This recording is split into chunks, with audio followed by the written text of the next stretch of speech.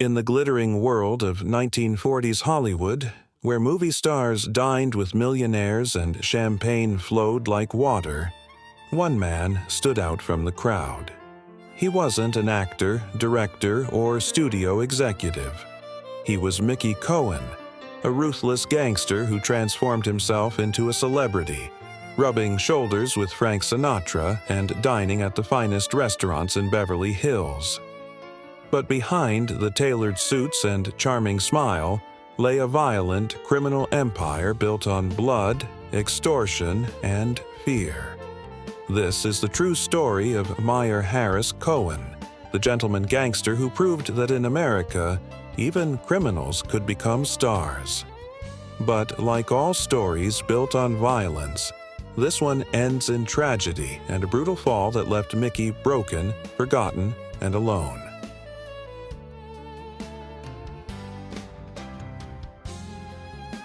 Part 1. From Brooklyn to Los Angeles Crime Boss. Our story begins on September 4, 1913, in the overcrowded tenements of Brooklyn, New York. Meyer Harris Cohen, who would become known as Mickey, was born into poverty. His parents, Max and Fanny Cohen, were Jewish immigrants who had fled anti-Semitic violence in Tsarist Russia, arriving in America with nothing but hope for a better future. Just 2 months after Mickey's birth, tragedy struck when his father Max died unexpectedly, leaving Fanny alone to raise 6 children in one of New York's most dangerous neighborhoods. Max had been a hard-working, honest man, a devout Jew who believed in integrity and faith. His youngest son would grow up to be everything Max was not. In 1915, when Mickey was just 2 years old, Fanny made a bold decision. She packed up her family and headed west to Los Angeles, seeking the promise of California's economic boom. The Cohens settled in Boyle Heights, a densely populated immigrant neighborhood where Italians, Mexicans, Russians, Japanese, Chinese, and Jews lived side by side in cramped conditions. Fanny worked multiple jobs from dawn until dark to feed her children, leaving young Mickey largely unsupervised and raising himself on the streets.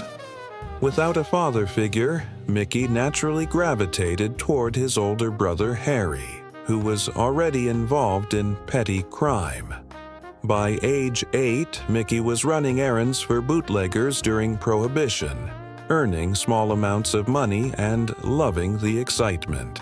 School held no interest for him. He was frequently absent and never learned to read, write, or do basic arithmetic. This illiteracy would haunt him until he was nearly 30 years old, a source of deep shame he worked hard to hide. At age 8, Mickey was arrested by a Prohibition agent and sent to juvenile detention, though he was released shortly afterward. At 10, armed with a baseball bat, he robbed a movie theater in broad daylight and was sentenced to 7 months in a stricter facility. But prison didn't reform him. It only made him more determined. Upon release, he became a newspaper seller using his fists to brutally dominate the most profitable street corners.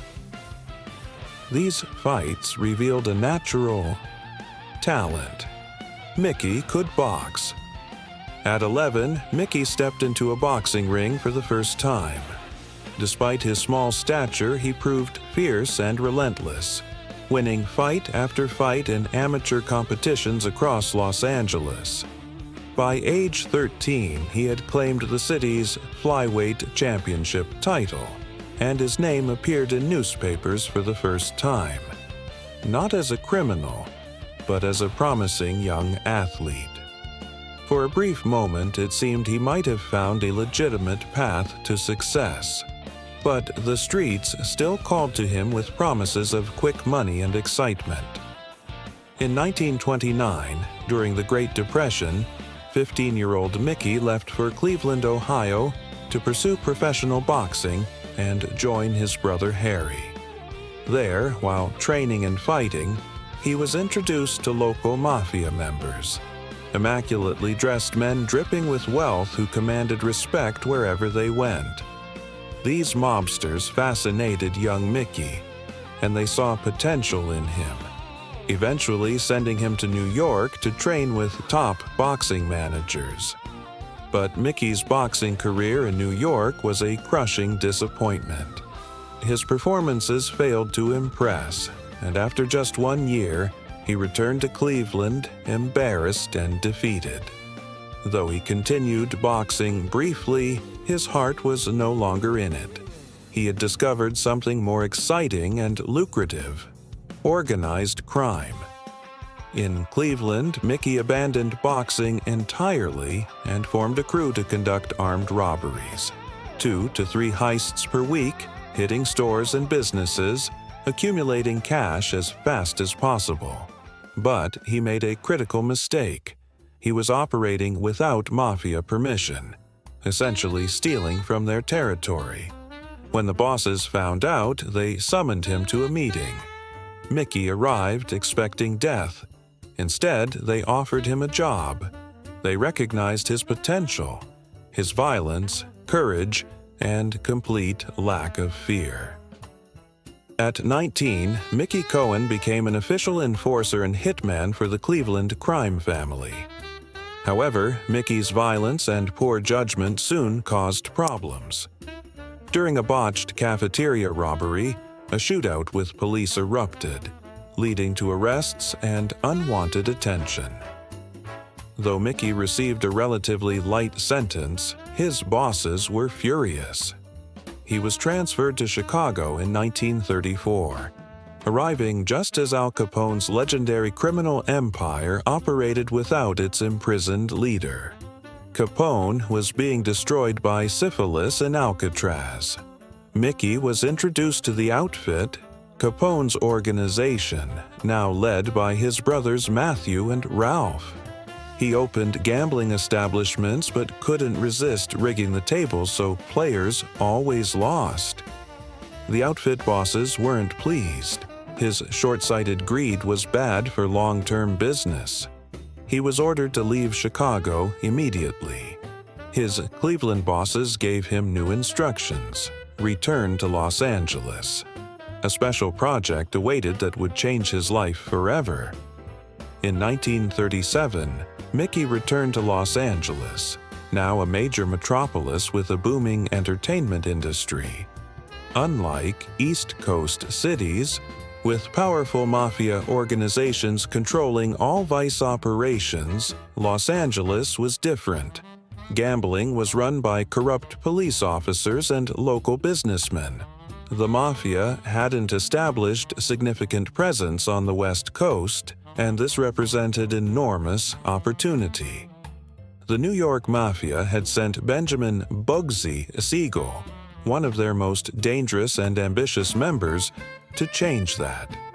Bugsy's mission was clear: take control of all illegal gambling and racketeering operations in Los Angeles by any means necessary. And violence was not just permitted, but expected. Mickey was assigned as Bugsy's enforcer and right-hand man. Despite Mickey's small stature, about 5 feet 5 inches, Bugsy recognized his usefulness. Mickey was violent, loyal, and absolutely fearless. Under Bugsy's direction, he launched brutal, systematic raids on gambling houses, brothels, and bookmaking operations, terrorizing the competition into submission or destroying them entirely. Mickey proved invaluable. His willingness to use extreme violence combined with growing street smarts made him essential to the operation. Throughout the early 1940s, Mickey rose rapidly through the ranks of Los Angeles organized crime. Bugsy gave him increasing responsibilities, and Mickey seized every opportunity to expand his power base. He opened numerous gambling establishments and built a network of over 500 bookmakers working under his control, taking bets on everything from horse races to boxing matches. But his ambitions extended far beyond gambling. He diversified into a stunning array of illegal and semi-legal businesses: black market clothing during wartime rationing, smuggled alcohol to avoid taxes, luxury perfumes, cigarettes, gasoline, even spaghetti sauce. He owned restaurants, nightclubs, and bars throughout Los Angeles. He controlled prostitution rings, extortion rackets, and drug trafficking operations. Money poured in from every direction, and Mickey spent it lavishly on the lifestyle he'd always dreamed of.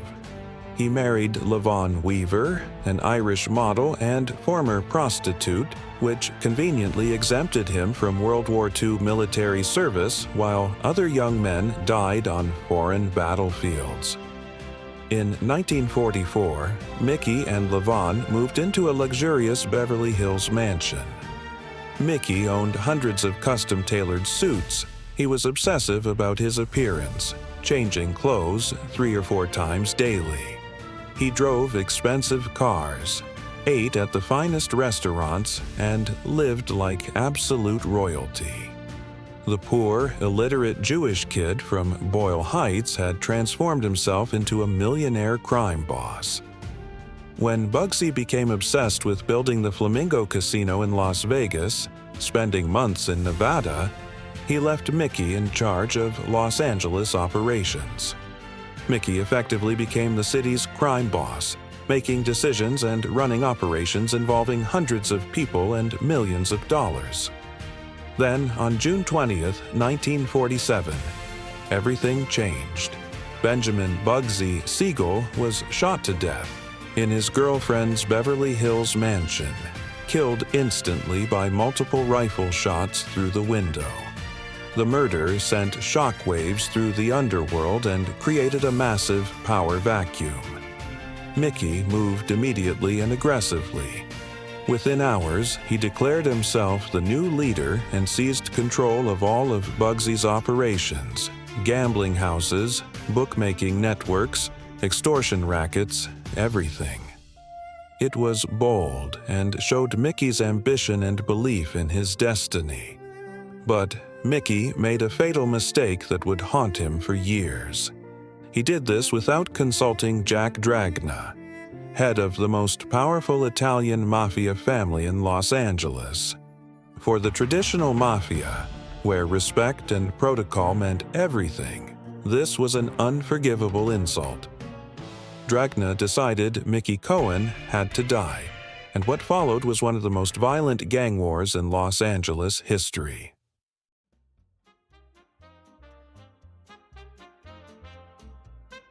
The Dragna family launched systematic assassination attempts against Mickey, carefully planned operations with multiple gunmen and inside information. The first major attempt came at Sherry's restaurant on the Sunset Strip, where gunmen burst in firing automatic weapons. Mickey survived, but his bodyguard was killed.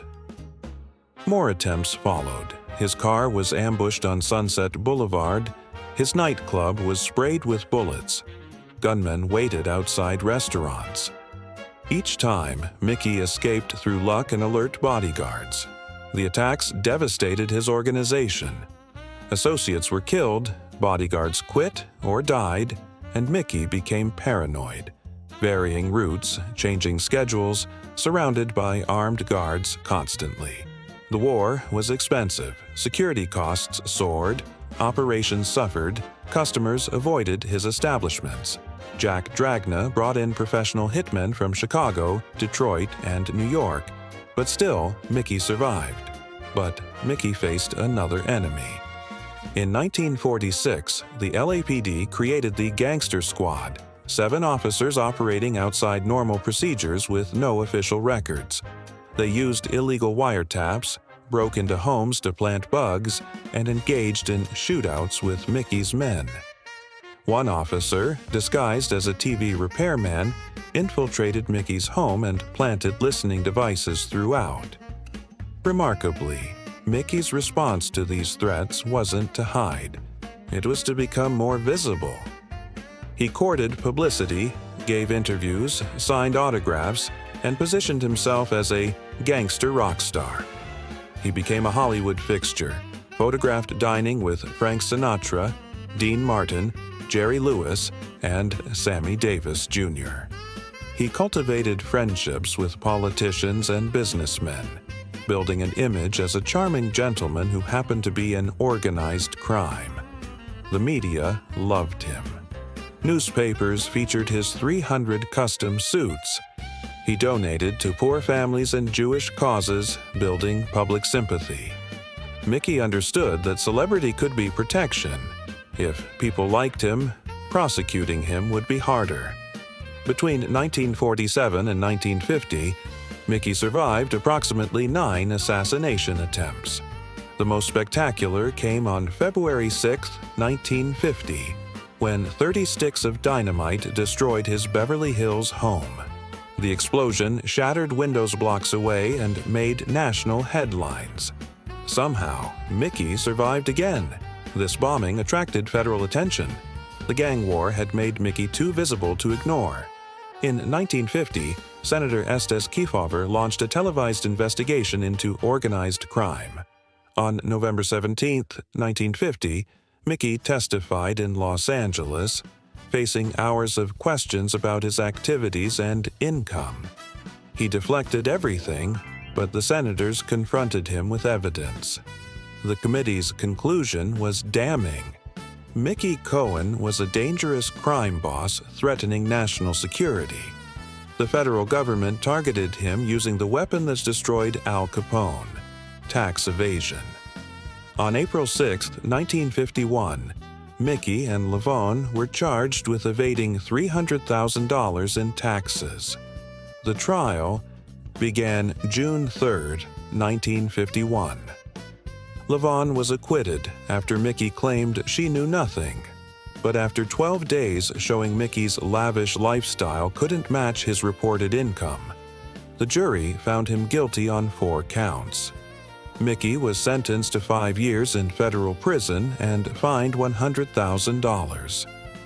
In 1952, he entered McNeil Island Penitentiary, securing comfortable conditions through corruption. He served 3 years and 8 months before release in 1955. But Los Angeles had changed. His empire had crumbled. Associates gone, businesses shut down, influence evaporated. Lavon divorced him, calling him miserable and pathetic. Mickey tried rebuilding but failed. New organizations controlled his territories, and FBI surveillance made criminal business impossible. Then the IRS charged him again. In 1961, Mickey faced additional tax evasion charges, owing over $400,000. After a 41-day trial with 200 witnesses, the jury deliberated 22 hours before finding him guilty on 8 counts. The sentence was devastating: 15 years in Alcatraz. Mickey's time at Alcatraz was brief. The prison closed in March 1963. He was transferred to Atlanta Federal Penitentiary. There, in 1963, an inmate attacked him from behind with a lead pipe, striking him repeatedly in the head. Mickey fell into a 2-week coma. When he awoke, bone fragments had lodged in his brain, causing permanent neurological damage. The former boxer was now partially paralyzed, forced to walk with a cane. The sharp crime boss was mentally diminished. Mickey was released in January 1972 after 10 years, aged 58, disabled, and broken. He returned to Los Angeles, but the city had moved on. He attempted rebuilding operations, but old contacts were dead or uninterested. New organizations controlled everything. In 1975, doctors diagnosed terminal stomach cancer.